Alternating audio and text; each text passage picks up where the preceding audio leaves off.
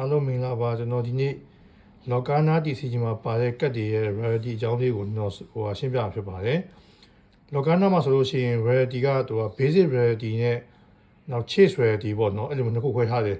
လက်ရှိမှာဆိုစုစုပေါင်း rarity အနေနဲ့ပြောလို့ရှိရင်တော့10ခုဖြစ်သွားပြီအရင်တော့6ခုပဲရှိရပေါ့နော်ဒီဆက်9နဲ့10မှာဆိုလို့ရှိရင်နှစ်ခုတိုးတော့10ခုဖြစ်သွားရပေါ့အဲ့တော့ကျွန်တော်တို့ပထမဆုံးဒီ basic rarity ဖြစ်တဲ့5မျိုးเนาะအရင်စပြီးတော့ပြောပါမယ်ပထမတစ်ခုကတော့ကျွန်တော်ဒီမှာဆိုလို့ရှိရင်မြင်ရတဲ့ဟာလေးပေါ့နော်အဲ့ဒါတော့ common မှာ common ကဘာလဲဆိုတော့ကျတော့ဒီ gray cycle ပေါ့နော်ဒီမှာတည့်ရလေးလိထားတဲ့လိုဟာမျိုးလေး sample လေးခုဖြစ်ပါတယ်သူကပတ်တစ်ခုမှာဆိုလို့ရှိရင်ဒီ common က6ကပါပါတယ်နောက်တစ်ခုကတော့ဒုတိယ variety က uncommon ပေါ့နော် uncommon ဆိုလို့ရှိရင်တော့ဒီမှာမြင်ရတဲ့အတိုင်းပေါ့နော်ဒီစာအုပ်ပုံလေးပေါ့စာအုပ်ပုံလေးမှာသူကနှစ်ခုပါတယ်ခုနက common ဆိုလို့ရှိရင်သူကတစ်ခုတည်းပါတယ်ပေါ့1 2လို့ကျွန်တော်မှတ်ထားလို့ရတယ်ပေါ့နော်ဒါ saver book ပုံစံမျိုးစာအုပ်လေးဖြစ်ပါတယ်နောက်တစ်ခုကတော့ဒီ ready မှာဆိုရင်တော့ rare ready ပေါ့နော်အဲ့ဒါတော့ဗာလဲဆိုတော့သူတို့ဟိုပါပေါ့နော်ဒီကြေးရောင် bronze color 3ကန်လေးစစ်တယ်ပေါ့နော်အဲ့မှာဆိုရင်ဒီမှာဆိုရင်3နားညီပေါ့အနား3ခုပါတယ်ပေါ့နော်အဲ့ဒါကိုတော့တွေ့ရမှာဖြစ်ပါတယ်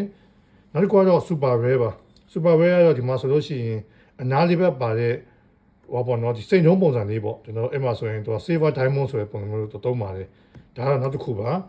နောက်ဆုံးကဒီ basic variety မှာအမြင့်ဆုံးကတော့ကျွန်တော်တို့ဒီမှာဆိုရင် legendary လို့ခေါ်ရတာပေါ့ဒီမှာဆိုရင်ကျွန်တော်ရွှေရောင်လေးတွေ့ရမှာဖြစ်တယ်ပြီးတော့မှသူကအနား5ခုပါတယ်ပေါ့အနား5ခုပါတဲ့ဒီရွှေရောင်လေးဖြစ်ပါတယ်ဒါကတော့ဒီကျွန်တော်တို့ဒီ basic variety မှာပါတဲ့5ခုပေါ့နော် common uncommon rare super rare နဲ့ legendary ဖြစ်ပါတယ်အဲ့တော့ဒါဒီအကုန်လုံးကကျွန်တော်တို့ဒီ locana ပတ်တစ်ခုမှာဆိုလို့ရှိရင်စနက်ကပ်ပါတယ်ပေါ့နော်စနက်ကပ်မှာဆိုလို့ရှိရင် common 6ကပ် uncommon 3ကပ်ပြီးတော့မှဒီ rare super rare နဲ့အထက်ကိုပါမှာဟိုနှစ်ကပ်ပါတယ်နောက်ပြီးတော့မှကျွန်တော်တို့ဟောပေါ့နော်ဒီ foil ကပ်တစ်ကပ်ပါတယ်ပေါ့နော်ဒါတော့ဒီထဲမှာပါဖြစ်ပါတယ်အဲ့တော့နောက်ဒါကတော့ကျွန်တော် basic variety ပေါ့နော် basic variety ပြီးတဲ့ခါမှာကျွန်တော်တို့ဒီ chase variety မှာဆိုလို့ရှိရင်3ခုရှိရပေါ့နော်ပထမတစ်ခုကဘာလဲဆိုတော့အရင်တော့ဆိုရင်တော့ enchanted ပေါ့ enchanted ကတော့အဓိက chase ကဖြစ်တယ်သူ့ရဲ့ဟိုဟာ sample တွေနဲ့ပြောလို့ရှိရင်သူက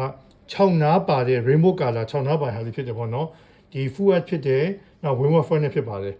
နောက်ဆက်9ရဲ့တန်းမှာဆိုလို့ရှိရင် ready နှစ်ခုထပ်တူတဲ့အခါမှာ epic rarity နဲ့ iconic rarity ဆိုပြီးကျွန်တော်နှစ်ခုပြောပါတယ်အဲ့တော့ epic rarity ကကျတော့ဘာလဲဆိုတော့ဟိုပေါ့နော်သူ့ကိုတွေ့ရပတ်ဒီမှာတွေ့ရတဲ့ဟာဆိုလို့ရှိရင် legendary နဲ့ enchanted ဂျားမှာတွေ့ရ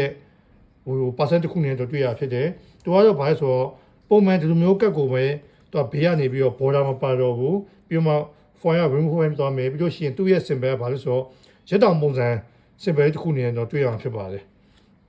နောက်ဆုံးတစ်ခုကတော့ iconic ပေါ့နော် iconic ကတော့ခုလက်ရှိမှာဆိုရင်ဒီ locana ကတ်ကင်းမှာ